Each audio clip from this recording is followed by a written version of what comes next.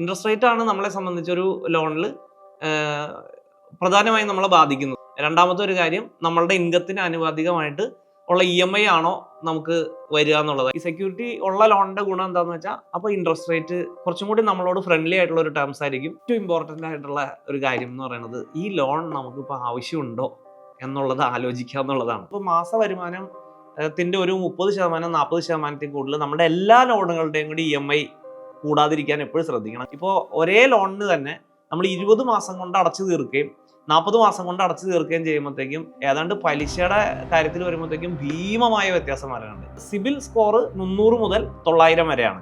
അതിൽ 300 എന്ന് പറഞ്ഞു കഴിഞ്ഞാൽ തീരെ കുറവ് സിബിൽ സ്കോറാണ്. 900 എന്ന് പറഞ്ഞാൽ ഏറ്റവും പെർഫെക്റ്റ് ആണ്. ഒരു ലോൺ എടുക്കാത്ത ഒരാളെ സംബന്ധിച്ച് ഈ ക്രെഡിറ്റ് റേറ്റിംഗ് ഏജൻസിക്ക് അയാളെ പറ്റി ഒരു സ്കോർ ചെയ്യാൻ പറ്റില്ല. അതുകൊണ്ടാണ് അപ്പോൾ ഒബ്വിയസ്ലി സിബിൽ സ്കോർ ഉണ്ടെങ്കിലേ ലോൺ കൊടുക്കൂ എന്ന് പറയുന്ന ഒരു ലോൺ പ്രോഡക്റ്റ് ഒരു കാരണവശാലും ഈ സ്കോർ ഇല്ലാത്ത ആൾക്ക് കിട്ടില്ല. ഈ ക്രെഡിറ്റ് സ്കോർ അങ്ങനെ എളുപ്പത്തിൽ ഒരു തേർഡ് പാർട്ടി ഏജൻസിക്ക് കൂട്ടി കൊടുക്കാൻ പറ്റുന്ന ഒരു കാര്യമല്ല. ഈ ക്രെഡിറ്റ് സ്കോർ കൂട്ടി തരാം എന്ന് പറഞ്ഞ് പേയ്മെൻ്റ് ഒക്കെ വാങ്ങി, പക്ഷേ അത് ഭൂരിഭാഗം കേസുകളും അത് തട്ടിപ്പാണെന്നും കൂടി അറിയാം. ഏത് വരുമാനക്കാർക്കും ആവശ്യമുള്ള ഒരു സാമ്പത്തിക ഉൽപ്പന്നമാണ് ലോണുകൾ എന്ന് വേണമെങ്കിൽ പറയാം. ലോണുകളെ കുറിച്ചാണ് മണി മെസ് ഇന്ന് ചർച്ച ചെയ്യുന്നത്. ബിജോ എം പൗലോസ് നമുക്കൊപ്പം ചേരുന്നു. സ്വാഗതം. നമസ്കാരം. ഈ ലോണുകൾ എന്ന് പറഞ്ഞാൽ നമുക്കറിയാമല്ലോ, എല്ലാവരും എന്നും ഏതെങ്കിലും ഒരു ലോണിന്റെ പിന്നാലെ ആയിരിക്കും. ഈ ലോണുകൾ എടുക്കുമ്പോൾ ശ്രദ്ധിക്കേണ്ട കാര്യങ്ങൾ എന്തൊക്കെയാണ്? നമ്മൾ പ്രധാനമായിട്ട് 2 രീതിയിലാണ് ലോണുള്ളത്. ഒന്ന് വലിയ ലോണുകൾ, മറ്റേ റീറ്റെയിൽ സെഗ്മെന്റ് ചെറിയ ലോണുകൾ. ചെറിയ ലോണുകൾ എന്ന് പറയുമ്പോഴത്തേക്കും നമ്മൾ സാധാരണ വ്യക്തികൾ എടുക്കുന്ന പേഴ്സണൽ ലോണുകൾ, അതുപോലെ education loan, housing loan, vehicle loan, അങ്ങനെയുള്ള ചെറിയ ലോണുകളാണ് ആ ഒരു ഡിസ്കഷൻ ആക്കാം എന്നെന്ന് എനിക്ക് തോന്നുന്നു. കാരണം ബിസിനസ് ലോണുകൾ വരുമ്പോഴത്തേക്കും, വലിയ ലോണുകൾ വരുമ്പോഴത്തേക്കും അതിന് സെറ്റ് ഓഫ് പ്രൊസീജിയേഴ്സ് വേറെ കുറച്ചുകൂടി വൈഡായിട്ടുണ്ട്. ഇതിൽ നമുക്ക് ഇത് ഒരു കാറ്റഗറിയിൽ പെടുത്തി നമുക്ക് ചെയ്യാവുന്ന ഒരു കാര്യമാണ്. അപ്പോൾ അതിൻ്റെ അകത്ത് ഏറ്റവും പ്രധാനമായിട്ട് നോക്കേണ്ടത് ഇൻട്രസ്റ്റ് റേറ്റ്. ഇൻട്രസ്റ്റ് റേറ്റ് ആണ് നമ്മളെ സംബന്ധിച്ചൊരു ലോണിൽ പ്രധാനമായും നമ്മളെ ബാധിക്കുന്നത്. കാരണം ലോൺ എടുക്കുന്ന എമൗണ്ടിൻ്റെ പുറത്ത് വരുന്ന കോസ്റ്റ് എന്ന് പറയുന്നത് പ്രധാനമായിട്ട് ഇൻട്രസ്റ്റ് ആണല്ലോ. അപ്പോൾ അതാണ് ഒന്നാമതായിട്ട് ശ്രദ്ധിക്കേണ്ട കാര്യം. അത് ഫ്ലോട്ടിംഗ് റേറ്റ് ആണോ ഫിക്സഡ് റേറ്റ് ആണോ, അത്തരം കാര്യങ്ങൾ നോക്കുക എന്നുള്ളതാണ്. പിന്നെ രണ്ടാമത്തെ ഒരു കാര്യം EMI എന്ന് പറയുമ്പോൾ എത്ര നാളത്തേക്കാണ് നമ്മൾ ലോൺ എടുക്കുന്നത് എന്നതനുസരിച്ച് നമ്മൾ ഓരോ മാസവും തിരിച്ചടയ്ക്കുന്നതിൻ്റെ ആ എമൗണ്ടിൻ്റെ സൈസ് വ്യത്യാസം വരും. ഇപ്പോൾ നമ്മൾ ഒരു 10 ലക്ഷം രൂപയുടെ ലോൺ എടുത്തു, അത് 30 മാസം കൊണ്ട് അടയ്ക്കുന്ന ഒരു തുകയായിരിക്കില്ല 60 മാസം കൊണ്ട് അടയ്ക്കുമ്പോൾ വരണത്. അവിടെ ഇൻട്രസ്റ്റ് റേറ്റിൻ്റെയും ഈ ഇതിൻ്റെയും ടെന്യൂറിൻ്റെയും കൂടി ചേർത്തിട്ട് ആ EMIയിൽ കാര്യമായ വ്യത്യാസങ്ങൾ ഉണ്ടാവും. അപ്പോൾ EMI രണ്ടാമത്തെ ഒരു കാര്യം, നമ്മളുടെ ഇൻകത്തിന് ആനുപാതികമായിട്ട് ഉള്ള EMI ആണോ നമുക്ക് വരിക എന്നുള്ളത്. അതായത് നമ്മുടെ തുടർന്ന് വരുന്ന വരുമാനം അത് നമ്മളിപ്പോൾ എടുക്കുന്ന ലോണിൻ്റെ EMI അടയ്ക്കാൻ പര്യാപ്തമാണോ എന്നുള്ളത് നോക്കുക. പിന്നെ മൂന്നാമത്തെ cost, total cost of the loan. അതായത് കോസ്റ്റ് ഓഫ് ദ ലോണിൽ ഇൻട്രസ്റ്റ് ഒരു പാർട്ട് ഉണ്ടെന്നത് പുറമെ നമുക്ക് പ്രോസസ്സിങ് ഫീ, ഒരു ലോൺ തരുമ്പോൾ അതിൻ്റെ പ്രോസസ്സിങ്ങിലേക്ക് വേണ്ടിയിട്ട് ഒരു ചാർജ് ബാങ്ക് എടുക്കും. അതുപോലെ അതിൻ്റെ ഡോക്യുമെൻറ്റേഷൻ ചാർജസ്, അതുപോലെ സിബിൽ നോക്കാൻ വേണ്ടിയിട്ടുള്ള ചാർജ്, അതുപോലെ വേറെ ഏതെങ്കിലും ഹിഡൻ കോസ്റ്റുകൾ നമ്മൾ പറയാറുണ്ട്. അതുപോലെ ലിങ്ക്ഡ് ഇൻഷുറൻസ്, അതായത് ഒരു ലോൺ എടുക്കുമ്പോൾ അതിൻ്റെ കൂട്ടത്തിൽ തന്നെ ഇൻഷുറൻസ് എടുത്തോളണം എന്ന് ബാങ്ക് നിർബന്ധിക്കാൻ സാധ്യതയുണ്ട്. ഇനി അതുപോലെ ലോൺ നമുക്ക് പെട്ടെന്ന് ക്ലോസ് ചെയ്യണം, മുൻപ് നമ്മൾ വിചാരിച്ചതിനേക്കാൾ നേരത്തെ നമ്മുടെ കയ്യിൽ കുറച്ച് പണം കിട്ടി, നമുക്കിത് അടച്ചു തീർക്കാൻ സാധിക്കുന്നുണ്ടെങ്കിൽ ആ സമയത്ത് നമ്മൾ അതിന് പ്രീ ക്ലോഷർ ചാർജ്, നമ്മൾ മുൻകൂട്ടി അടച്ചു തീർക്കുന്നതിന് ഒരു ചാർജ് അവർ എടുക്കും എന്നുള്ളത്. ഇതൊക്കെ ഈ കോസ്റ്റ്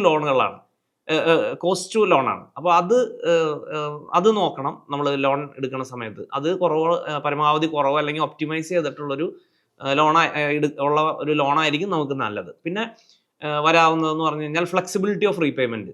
നമുക്കിപ്പോൾ പെട്ടെന്ന് നമ്മുടെ കയ്യിൽ അടയ്ക്കാൻ പണം ഇല്ലാത്തൊരു സാഹചര്യം വന്നു, അപ്പോൾ നമ്മളൊരു ഇൻസ്റ്റാൾമെൻറ്റ് അടച്ചില്ലെങ്കിൽ അല്ലെങ്കിൽ ഇൻസ്റ്റാൾമെൻറ്റ് കുറച്ചായിട്ട് അടയ്ക്കാൻ നമുക്ക് പറ്റുമോ, അത്തരത്തിലുള്ള ഫ്ലെക്സിബിലിറ്റി ഉണ്ടോ എന്നുള്ളത് ഒരു കാര്യമാണ് അതിൻ്റെ. പിന്നെ നമ്മൾ നോക്കേണ്ട ഒരു കാര്യമാണ് റീപേയ്മെൻറ്റ് ഫ്ലെക്സിബിലിറ്റി എന്ന് പറയുന്നത്.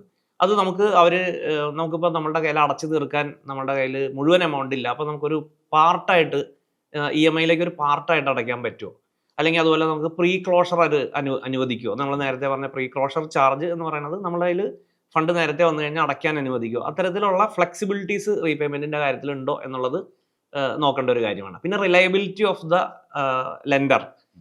നമുക്ക് ഈ ലോൺ തരുന്ന സ്ഥാപനം, ഇപ്പോൾ ബാങ്ക് ആണെന്നുണ്ടെങ്കിൽ RBI അപ്രൂവ്ഡ് ആയിരിക്കും.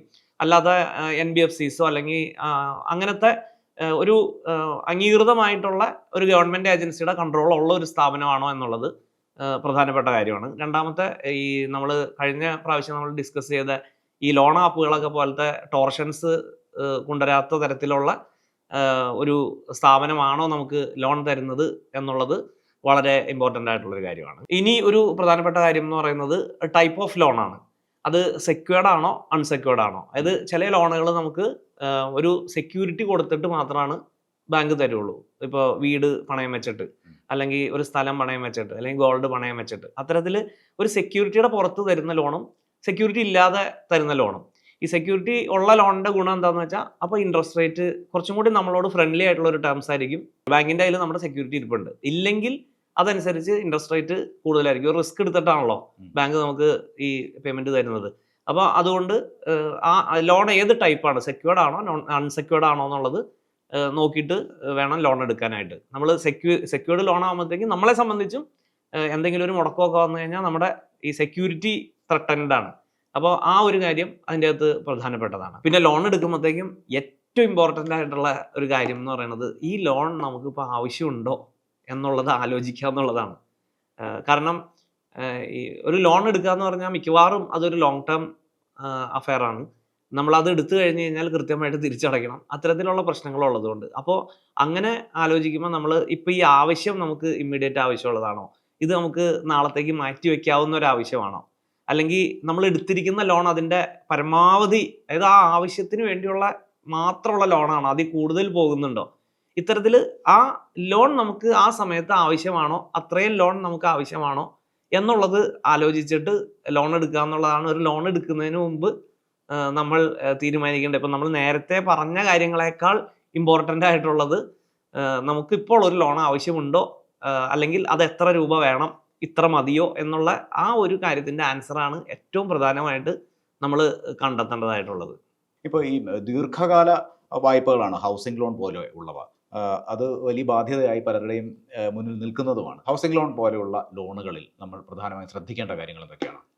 അതായത് ഇപ്പോൾ നമ്മൾ നേരത്തെ പറഞ്ഞ ആ ലോണുകളുടെ അകത്ത് എഡ്യൂക്കേഷൻ ലോൺ ഒഴികെ ബാക്കി പേഴ്സണൽ ലോൺ ആയാലും വെഹിക്കിൾ ലോൺ ആയാലും ഹൗസിംഗ് ലോൺ ആയാലും അത്തരത്തിലുള്ള ലോണുകളെല്ലാം തന്നെ ഒരു കാര്യം ശ്രദ്ധിക്കാൻ, നമുക്ക് അതിൽ നിന്ന് ഇങ്ങോട്ട് കിട്ടുന്ന വരുമാനം, ഇപ്പോൾ നമ്മൾ നമ്മുടെ ആവശ്യത്തിന് വേണ്ടി പണിയുന്ന ഒരു വീട്, അല്ലെങ്കിൽ നമ്മുടെ ആവശ്യത്തിന് വേണ്ടി വാങ്ങുന്ന ഒരു വണ്ടി, അല്ലെങ്കിൽ എന്തെങ്കിലും ഒരു പേഴ്സണൽ ആവശ്യം നടത്താൻ വേണ്ടി എടുക്കുന്ന പേഴ്സണൽ ലോൺ, ഇതിൽ നിന്നൊന്നും നമുക്ക് സാധാരണ അതിലൊരു ഇൻകം കിട്ടില്ല. അപ്പോൾ അതിൻ്റെ തിരിച്ചടവിന് നമ്മളല്ലാതെ ഇൻകം ഉണ്ടാവണം നമുക്ക്. അതാണ് അതിൻ്റെ അകത്ത് ഏറ്റവും പ്രധാനമായ കൺസിഡറേഷൻ.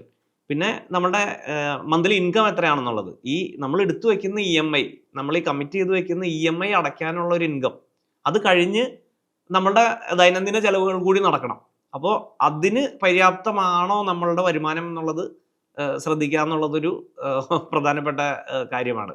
പിന്നെ ഇതിനേക്കാൾ ചീപ്പറായിട്ടുള്ളൊരു ഓപ്ഷൻ അവൈലബിൾ ആണോ എന്നുള്ളത് നോക്കുന്നത് നല്ലതായിരിക്കും. ചിലപ്പോൾ ഒരുപക്ഷെ നമ്മളൊരു ലോണിന് പോകുന്നതിനേക്കാളും വളരെ അടുത്ത സുഹൃത്തുക്കളുടെ കയ്യിൽ നിന്നോ ബന്ധുക്കളുടെ കയ്യിൽ നിന്നോ ഒരു പ്രൈവറ്റ് ലോൺ വാങ്ങിയിട്ട് ഇത് നടത്താൻ പറ്റുമെന്നുണ്ടെങ്കിൽ വെറുതെ ഈ ഇത്തരം ലോണുകളിലേക്ക് പോകേണ്ട ആവശ്യമില്ല. അപ്പോൾ പക്ഷേ പൊതുവേ ഇത്തരത്തിലുള്ള ആവശ്യങ്ങൾ വരുന്നവർക്ക് അങ്ങനെ ഒരു ടെമ്പററി ആയിട്ട് ലോൺ കിട്ടിയത് കൊണ്ട് കാര്യമില്ലായിരിക്കും. പേഴ്സണൽ ലോൺ കാര്യത്തിൽ മാത്രമാണ് ഒരുപക്ഷെ ആ ഒരു കാര്യം നടക്കാൻ സാധ്യതയുള്ളൂ.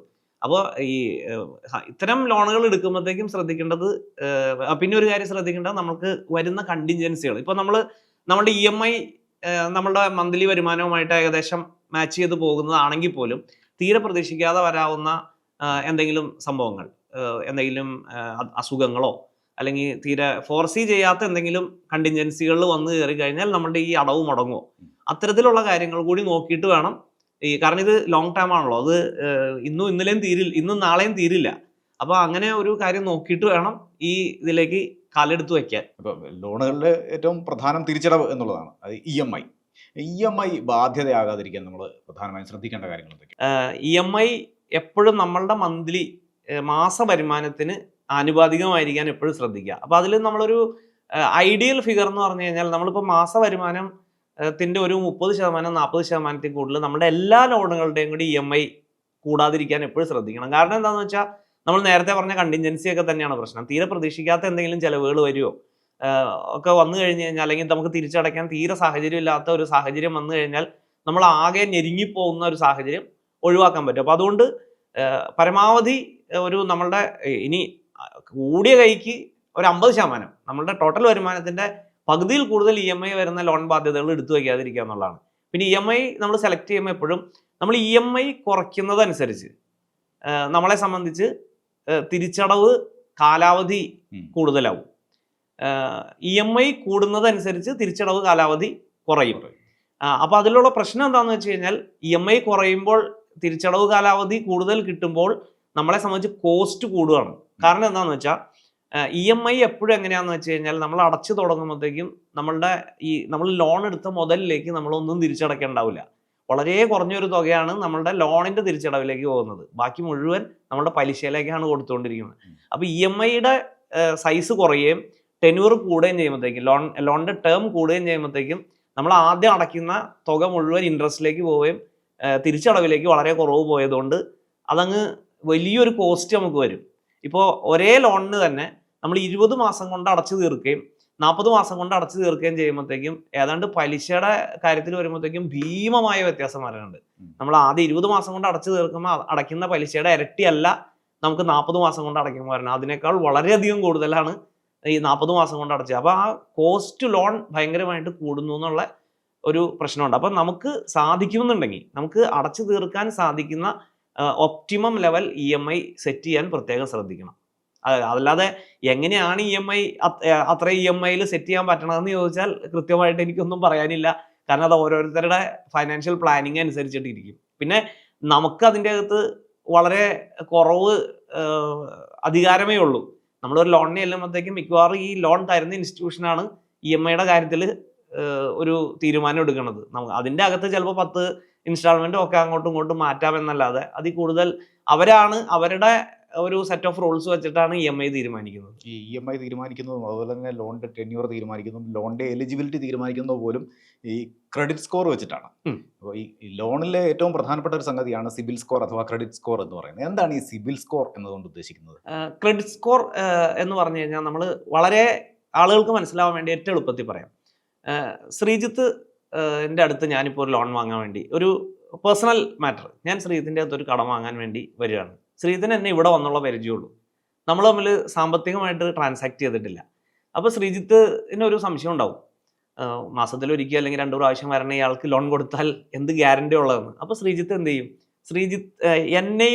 എന്നെ പരിചയമുള്ള ശ്രീജിത്തിനും പരിചയമുള്ള ഒരാളോട് ഇയാൾക്ക് ഇങ്ങനെ ലോൺ കൊടുത്തിട്ടുണ്ടോ, ആളെ എങ്ങനെ വിശ്വസിക്കാവുന്നതാണോ എന്ന് ചോദിക്കുമ്പോഴത്തേക്കും ഇപ്പോൾ ചോദിക്കുന്ന ആൾ പറയാണ് കുഴപ്പമില്ല, ആൾ കൊടുത്താലും തിരിച്ചു തരും, അല്ലെങ്കിൽ കൊടുക്കണ്ട കേട്ടോ ശ്രദ്ധിച്ചോ എന്ന് പറയുന്ന ആ ഒരു കാര്യമുണ്ടല്ലോ. അതായത് ഈ നമ്മൾ ലോൺ വാങ്ങാൻ വരുന്ന ആളെ അസസ് ചെയ്യുക. അത് അയാൾ ഈ കാശ് കൊടുത്തു കഴിഞ്ഞാൽ നമ്മൾ ലോൺ കൊടുത്താൽ തിരിച്ചു തരുമോ എന്നുള്ള അസസ്മെന്റ് നടത്താൻ വേണ്ടിയിട്ട് നമ്മൾ ആരെങ്കിലും ചോദിക്കുന്ന അതിന് സമാനമായിട്ട് ഒരു ബാങ്കിങ് ഇൻസ്റ്റിറ്റ്യൂഷൻ ഒരിക്കലും ഈ ആളുടെ ബന്ധുക്കളെ അല്ലെങ്കിൽ പരിചയക്കാരെ ഒന്നും കണ്ടിട്ട് ചോദിക്കാൻ പറ്റില്ല. അപ്പോൾ അതിന് വേണ്ടിയിട്ട് നമ്മളൊരു സ്റ്റാൻഡേർഡ് പ്രൊസീജിയർ എന്ന് പറയുന്നത് ഈ ക്രെഡിറ്റ് റേറ്റിംഗ് എന്നുള്ളതാണ്. അപ്പോൾ ക്രെഡിറ്റ് റേറ്റിംഗിന് പല ഏജൻസികളുണ്ട് നമുക്ക് ഇന്ത്യയിൽ.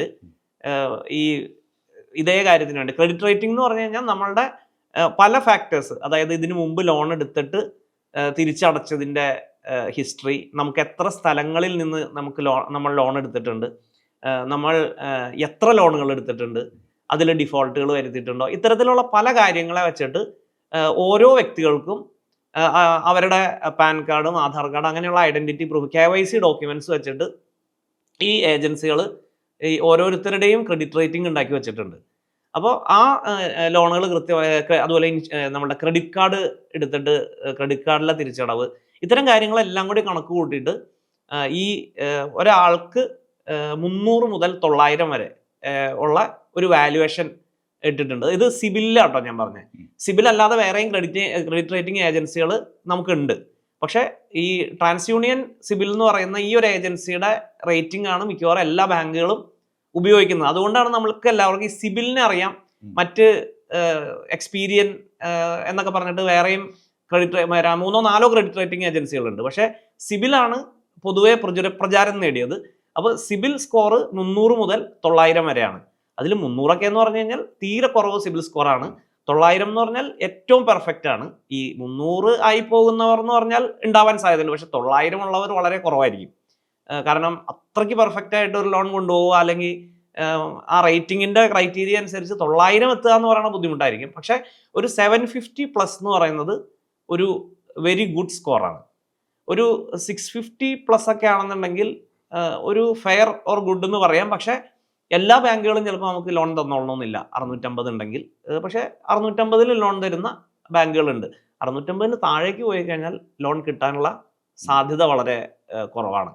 അപ്പോൾ സിബിൽ സ്കോർ റെലവൻസ് എന്ന് പറയുന്നത് അത് ക്രെഡിറ്റ് സ്കോറിൽ തന്നെ നമ്മളെല്ലാ ക്രെഡിറ്റ് റേറ്റിംഗ് ഏജൻസിയുടെയും സ്കോർ എല്ലാ ബാങ്കുകളും എടുക്കുന്നില്ല. അപ്പോൾ പരക്കെ അറിയപ്പെടുന്ന സ്കോറാണ് സിബിൽ സ്കോർ എന്നുള്ളത്. അപ്പോൾ സിബിൽ സ്കോറിൽ നമുക്കൊരു 650 മുതൽ 750 മുകളിലുണ്ട്. 650 മുതൽ ഒരു ഫെയർ സ്കോറാണ്, 750 മുകളിലുണ്ടെങ്കിൽ ഒരു സേഫ് സ്കോറാണ്, വെരി ഗുഡ് സ്കോറാണ്. അപ്പോൾ അത് മെയിൻറ്റെയിൻ ചെയ്യാൻ എല്ലാവരും ശ്രമിക്കുക എന്നുള്ളതാണ് അതിൻ്റെ അകത്ത് ഒരു പ്രധാനമായിട്ടുള്ളൊരു കാര്യം. ഈ ക്രെഡിറ്റ് റേറ്റിംഗ് എല്ലാ വായ്പകൾക്കും നിർബന്ധമാക്കിയിരിക്കുന്ന ഒരു സംഗതിയാണോ? അത് ബാങ്ക് തീരുമാനിക്കുന്നതാണ്. സാധാരണഗതിയിൽ ഓൾമോസ്റ്റ് ഓൾ ബാങ്ക്സ് സിബിൽ സ്കോറിനനുസരിച്ചിട്ട് അല്ലെങ്കിൽ ക്രെഡിറ്റ് സ്കോറിനനുസരിച്ചിട്ടാണ് ലോൺ കൊടുക്കുകയുള്ളൂ. കാരണം അല്ലാതെ ഇവരെ അസസ് ചെയ്യാൻ വേറെ ഓപ്ഷൻസ് ഇല്ലല്ലോ. ഇവരുടെ ക്രെഡിറ്റ് വർത്തിനെസ് അസസ് ചെയ്യാൻ വേറെ ഓപ്ഷൻസ് ഇല്ലാത്തത് കൊണ്ട് almost all cases even credit card കൊടുക്കാനാണെന്നുണ്ടെങ്കിലും ബാങ്ക് ലോൺ കൊടുക്കാനാണെന്നുണ്ടെങ്കിലും സിബിൽ സ്കോർ നോക്കിയിട്ട് തന്നെയാണ് കൊടുക്കാറുള്ളത്. പിന്നെ നമ്മൾ ഈ സ്കോറിന്റെ കാര്യം പറഞ്ഞു. സിബിൽ സ്കോറിന്റെ കേസിൽ 300 to 900 എന്ന് പറഞ്ഞു. അവിടെ ചില സമയത്ത് നമ്മൾ ഈ ക്രെഡിറ്റ് സ്കോർ സെർച്ച് ചെയ്യുമ്പോഴത്തേക്ക് -1 എന്ന് കാണാം, അല്ലെങ്കിൽ 0 എന്ന് കാണാം. ഈ -1, 0 എന്നൊക്കെ പറയുന്ന സാധാരണഗതിയിൽ സംഭവിക്കണം. ഒന്നുകിൽ നമ്മൾ ഇതിന് മുമ്പ് ഒരു ലോൺ എടുത്തിട്ടുണ്ടാവില്ല, അല്ലെങ്കിൽ ഒരു ക്രെഡിറ്റ് കാർഡ് നമുക്ക് ഉണ്ടായിട്ടുണ്ടാവില്ല. അപ്പോൾ അങ്ങനെ ഒരു ഹിസ്റ്ററി ഈ ക്രെഡിറ്റ് റേറ്റിംഗ് ഏജൻസിയുടെ കയ്യിൽ, സിബിലിന്റെ കയ്യിൽ അവൈലബിൾ അല്ല എന്നുള്ളതാണ് ഈ -1 അല്ലെങ്കിൽ 0 അല്ലെങ്കിൽ നോ ഹിസ്റ്ററി NA എന്നൊക്കെ പറഞ്ഞിട്ട് ചിലപ്പോൾ കമന്റ് വരും. അത് അതിൻ്റെ ആ റേറ്റിംഗ് എന്ന് പറഞ്ഞു കഴിഞ്ഞാൽ ഇതാണ്, നമ്മളുടെ ഹിസ്റ്ററി അവരുടെ കയ്യിൽ ഇല്ല എന്നുള്ളതാണ്. പക്ഷേ ഈ നമ്മൾ ഈ 300 അടുപ്പിച്ചുള്ള സ്കോറുകൾ എന്ന് പറഞ്ഞു കഴിഞ്ഞാൽ ഏതെങ്കിലും രീതിയിൽ ഒരു ഫ്രോഡുലൻ്റ് ആയിട്ടൊരു ലോൺ എടുത്തിട്ട് ഫ്രോഡ് കാണിച്ചു, അല്ലെങ്കിൽ ഫ്രോഡ് കാണിച്ച് ലോൺ എടുത്തു, അല്ലെങ്കിൽ റീപേയ്മെൻറ്റ് കംപ്ലീറ്റ് ആയിട്ട് മുടങ്ങിപ്പോയിട്ട് അത് സെറ്റിൽമെൻ്റ് ആക്കി ഗ്രോസ് ഡിഫോൾട്ടർ ആയിപ്പോയി. അങ്ങനെയുള്ള കേസുകളിലാണ് ഈ 300 അടുത്തുള്ള ഈ മിനിമം സ്കോറിലേക്ക് പോകുന്നത്. പിന്നെ വൺസ് ഇത് പോയി കഴിഞ്ഞാൽ ഒരു 6-7 വർഷം കഴിയാതെ ഇത് നമുക്ക് റീബിൽഡ് ചെയ്ത് കൊണ്ടുവരിക എന്ന് പറയുന്നത് പ്രായോഗികമായിട്ട് ബുദ്ധിമുട്ടായിട്ടുള്ളൊരു കാര്യമാണ്. ഇപ്പോൾ അതുപോലെ നമ്മുടെ ഒരു ലോൺ എടുത്തിട്ട് നമ്മളുടെ ആക്ടിവിറ്റി കുറച്ചധികം കാലത്തേക്ക് ഒരു 6 മാസമോ 1 വർഷമോ അല്ലെങ്കിൽ 2 വർഷമൊക്കെ ഈ ലോണിലെ ആക്ടിവിറ്റി ഇല്ലാതെ ഇരുന്ന് കഴിഞ്ഞാൽ, അല്ലെങ്കിൽ നമ്മളൊരു ക്രെഡിറ്റ് ആക്ടിവിറ്റി ചെയ്യുന്നേ ഇല്ല എന്നുണ്ടെങ്കിലും ഈ സ്കോർ 0യിലേക്കും ഒക്കെ പോകാനുള്ള സാധ്യതയുണ്ട്. ഈ ലോൺ എടുക്കാൻ ശ്രമിക്കുമ്പോൾ ക്രെഡിറ്റ് സ്കോർ ഇല്ലാത്തത് കൊണ്ട് ലോൺ കിട്ടിയിട്ടില്ല, അതായത് ക്രെഡിറ്റ് സ്കോർ ഇല്ലാതെ വരുന്നത് മുൻപ് ലോൺ എടുക്കാത്തത് കൊണ്ടാണ് എന്നിങ്ങനെ പറഞ്ഞ് കേട്ടിട്ടുണ്ട്. അതായത് മുൻപ് ലോൺ എടുത്തിട്ടുള്ളവർക്ക് മാത്രമേ ക്രെഡിറ്റ് സ്കോർ ഉണ്ടാവാറുള്ളൂ. അത് നമ്മൾ ഈ ജോലിക്ക് അപ്ലൈ ചെയ്യുമ്പോഴത്തേക്ക് എക്സ്പീരിയൻസ് ഇല്ലാത്തവർക്ക് ജോലി കൊടുക്കില്ല എന്ന് പറയും. ഈ ജോലി കിട്ടണമെങ്കിൽ എക്സ്പീരിയൻസ് വേണം എന്ന് പറഞ്ഞ പോലെ സെയിം സിറ്റുവേഷൻ ആണിത്. ഈ ക്രെഡിറ്റ് റേറ്റിംഗ് ഉണ്ടാവണം എന്നുണ്ടെങ്കിൽ ഞാൻ നേരത്തെ പറഞ്ഞു, നമ്മളുടെ ഈ സാമ്പത്തിക അച്ചടക്കം, ലോൺ എടുത്തു കഴിഞ്ഞിട്ടുള്ള തിരിച്ചടവിൻ്റെ ഒരു അച്ചടക്കം, നമ്മൾ അവിടെ ഡിഫോൾട്ടുകളോ ലേറ്റ് പേയ്മെൻറ്റോ വരുത്തിയിട്ടുണ്ടെങ്കിൽ അങ്ങനത്തെ ഹിസ്റ്ററിയുടെ ബേസിലാണ് ഈ ക്രെഡിറ്റ് റേറ്റിംഗ് ചെയ്യുന്നതെന്ന് പറഞ്ഞല്ലോ. അപ്പോൾ അങ്ങനെ നമ്മളൊരു ലോൺ എടുത്ത ഹിസ്റ്ററി ഇല്ലെങ്കിൽ പിന്നെ എങ്ങനെയാണ് ഈ റേറ്റിംഗ് ഏജൻസികൾ ഇപ്പോൾ നമ്മൾ നേരത്തെ പറഞ്ഞ എക്സാമ്പിളിൽ ഞാൻ ലോൺ വാങ്ങിയ ആരെങ്കിലും ശ്രീജിത്തിനെ അറിയാതിരിക്കുമോ, അല്ലെങ്കിൽ എനിക്ക് ലോൺ തന്ന ഒരാളെ ശ്രീജിത്തിനെ അറിയാതിരിക്കുമോ, അല്ലെങ്കിൽ ഞാൻ ഒരിക്കൽ പോലും ലോൺ വാങ്ങാത്ത ഒരാളാണെന്നുണ്ടെങ്കിൽ ശ്രീജിത്തിന് ഒരു അസസ്മെന്റ് നടക്കില്ല എന്ന് പറഞ്ഞ പോലെ തന്നെ ഒരു ലോൺ എടുക്കാത്ത ഒരാളെ സംബന്ധിച്ച് ഈ ക്രെഡിറ്റ് റേറ്റിംഗ് ഏജൻസിക്ക് അയാളെ പറ്റി ഒരു സ്കോർ ചെയ്യാൻ പറ്റില്ല. അതുകൊണ്ടാണ് അപ്പോൾ ഒബ്വിയസ്ലി സിബിൽ സ്കോർ ഉണ്ടെങ്കിലേ ലോൺ കൊടുക്കൂ എന്ന് പറയുന്ന ഒരു ലോൺ പ്രോഡക്റ്റ് ഒരു കാരണവശാലും ഈ സ്കോർ ഇല്ലാത്ത ആൾക്ക് കിട്ടില്ല. അപ്പോൾ പ്രീവിയസ് ലോൺ ഹിസ്റ്ററി ഇല്ലാത്ത അല്ലെങ്കിൽ ഒരു ക്രെഡിറ്റ് കാർഡ് ഹിസ്റ്ററി ഇല്ലാത്ത ഒരാളെ സംബന്ധിച്ച് ഇത് ഒരു ടഫായിട്ടുള്ള ഒരു കാര്യമായിരിക്കും. അപ്പോൾ ഇതിന് ചെയ്യാൻ പറ്റുന്ന ഒരു കാര്യം എന്താണെന്ന് വെച്ചാൽ, നമുക്ക് ഫ്രീ ആയിട്ട് നമുക്ക് സിബിൽ സ്കോർ ചെക്ക് ചെയ്യാൻ പറ്റും. 1 വർഷം 1 പ്രാവശ്യമാണെന്നാണ് എൻ്റെ ഓർമ്മ. അങ്ങനെ നമുക്ക് ഫ്രീ ആയിട്ട് നമുക്ക് നമ്മുടെ സിബിൽ സ്കോർ ചെക്ക് ചെയ്യാൻ പറ്റും. അപ്പോൾ അങ്ങനെ ചെക്ക് ചെയ്ത് നോക്കുക. അപ്പോൾ അങ്ങനെ ഇല്ലെന്നുണ്ടെങ്കിൽ, അല്ലെങ്കിൽ നമ്മൾ ഏതെങ്കിലും ഒരു ലോണിനെ അപ്രോച്ച് ചെയ്യുമ്പോഴത്തേക്കും നമുക്ക് അറിയാൻ പറ്റും സിബിൽ സ്കോർ ഇല്ല എന്നുള്ളത്. അപ്പോൾ ചെയ്യേണ്ട ഒരു കാര്യം, നമ്മളൊരു ക്രെഡിറ്റ് കാർഡ്, അതിപ്പോൾ നമ്മൾ സാധാരണ ഇതിൽ ക്രെഡിറ്റ് കാർഡ് ഈ പറഞ്ഞ പോലെ തന്നെയാണ്, സിബിൽ ഇല്ലെങ്കിൽ ചിലപ്പോൾ ക്രെഡിറ്റ് കാർഡ് കിട്ടില്ല. അപ്പോൾ ചെയ്യാൻ പറ്റുന്നത് ഈ ക്രെഡിറ്റ് കാർഡ് അഗെയിൻസ്റ്റ് FD നമുക്ക് എടുക്കാൻ പറ്റും. നമുക്കൊരു ചെറിയ FD കീപ്പ് ചെയ്ത് കഴിഞ്ഞാൽ ആ FDയുടെ എമൗണ്ടിൻ്റെ ഉള്ളിൽ നിന്നും കൊണ്ടുള്ള ഒരു ക്രെഡിറ്റ് കാർഡ് നമുക്ക് വരും. അല്ലെങ്കിൽ ഗോൾഡ് ലോൺ, നമ്മളൊരു ജുവൽ വെച്ചിട്ട് നമ്മൾ ഗോൾഡ് ലോൺ എടുക്കുക, അല്ലെങ്കിൽ അങ്ങനെ എന്തെങ്കിലും ചെറിയ ലോൺ എടുത്ത് നമുക്കൊരു ലോൺ ഹിസ്റ്ററി ഉണ്ടാക്കി അത് കൃത്യമായിട്ട് അടയ്ക്കുക. അപ്പം നമുക്കൊരു നല്ല ക്രെഡിറ്റ് സ്കോർ ബിൽഡ് ചെയ്തെടുക്കാം. അപ്പോൾ ഇതേ സാഹചര്യത്തിൽ തന്നെ ഈ ക്രെഡിറ്റ് സ്കോർ താഴ്ന്നു പോയ ആളുകളുടെ ഒരു ആശങ്കയുണ്ട്. അപ്പോൾ ഈ ക്രെഡിറ്റ് സ്കോർ താഴ്ന്നു പോയ ആൾക്കാരെ പലരും ക്രെഡിറ്റ് സ്കോർ കൂട്ടി തരാം എന്ന് പറഞ്ഞിട്ടൊക്കെ അപ്രോച്ച് ചെയ്യുന്ന ഒരു പരിപാടിയുണ്ട്. പക്ഷെ അത് വളരെയധികം ശ്രദ്ധിക്കേണ്ട ഒരു കാര്യമാണ്. കാരണം എന്താണെന്ന് വെച്ചാൽ ഈ ക്രെഡിറ്റ് സ്കോർ അങ്ങനെ എളുപ്പത്തിൽ ഒരു തേർഡ് പാർട്ടി ഏജൻസിക്ക് കൂട്ടി കൊടുക്കാൻ പറ്റുന്ന ഒരു കാര്യമല്ല. നമ്മളുടെ സാമ്പത്തിക അച്ചടക്കം കൊണ്ട് തന്നെ കൂട്ടിയെടുക്കാവുന്നതാണ്. അപ്പം ഞാൻ ഈ പറഞ്ഞ രീതിയിൽ നമ്മൾ ചെറിയ ചെറിയ ലോണുകളിലൂടെ, അതായത് ഈ സിബിൽ സ്കോർ ഇല്ലാതെ തന്നെ കിട്ടാവുന്ന ചെറിയ ലോണുകൾ അല്ലെങ്കിൽ ക്രെഡിറ്റ് കാർഡുകളിലൂടെ നമ്മളുടെ റീപേയ്മെന്റ് ആ ഒരു ഹാബിറ്റ് കൃത്യമാക്കി നമ്മളുടെ ക്രെഡിറ്റ് വർത്തിനെസ് പ്രൂവ് ചെയ്ത് കഴിഞ്ഞാൽ പതുക്കെ ഗ്രാജുവലി നമ്മളുടെ ക്രെഡിറ്റ് സ്കോർ ഉയർന്നു വരും. അപ്പോൾ അത് മാത്രമേ അതിൻ്റെ അകത്ത് ചെയ്യാൻ പറ്റുള്ളൂ. അപ്പോൾ പലപ്പോഴും നമ്മൾ ശ്രദ്ധിക്കേണ്ട ഒരു കാര്യവും കൂടിയാണ്, പലരും നമ്മളെ ഈ ക്രെഡിറ്റ് സ്കോർ കൂട്ടി തരാം എന്ന് പറഞ്ഞ് പേയ്മെന്റ് ഒക്കെ വാങ്ങി, പക്ഷെ അത് ഭൂരിഭാഗം കേസുകളും അത് തട്ടിപ്പാണെന്നും കൂടി അറിയുക. സിബിൽ സ്കോർ ശരിയാക്കാൻ നമ്മളുടെ ലോൺ അല്ലെങ്കിൽ ക്രെഡിറ്റ് കാർഡിന്റെ അച്ചടക്കം പാലിക്കുക എന്നുള്ളതാണ് കൃത്യമായിട്ട് ചെയ്യാനുള്ളൂ.